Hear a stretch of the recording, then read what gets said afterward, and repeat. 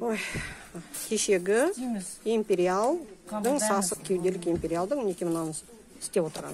Сосын Оля Грабова деген не жоқ. Мен оған айттым, ол осында негізі мен солай ұқтым, бірақ та келмей жатыр. Мен айттым, оны келтірмесеңдер, мен тағы да шығамын эфирға, маған ол міндетті түрде керек. Оны өтіріктен өтірік бір қарлығаш деген қызды администраторға жіберіпті, оның бейджігі де жоқ. Мен ойлап тұрмын, өтіріктен өтірік сол Диак Ауриканың істегені. Масқарасы ең басты Диак Аурика, ол КХ, Қазақстан Халық Ассамблеясының Румын, Молдаван орталығының басшысы болып шықты. Қараңыздар, ұлттық мүддеге Қазақстан Республикасының мемлекеттік тіліне қарсы шығып отыр. Ол сонымен мемлекетке түкіріп отыр, мемлекеттілікке түкіріп отыр. Екінші, ол ұлтаралық қатынасқасына қағып отыр.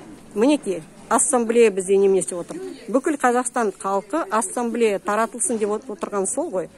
Нұрсұлтан Назарбаев қашан мына нені ассамблеяны құрды.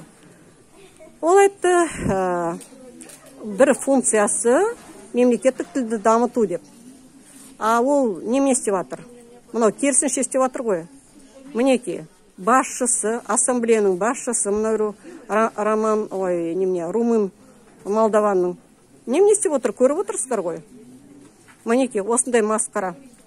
Ассамблея, мінекей бізде Тоқаев, қазір енді ассамблеяның төрағасы.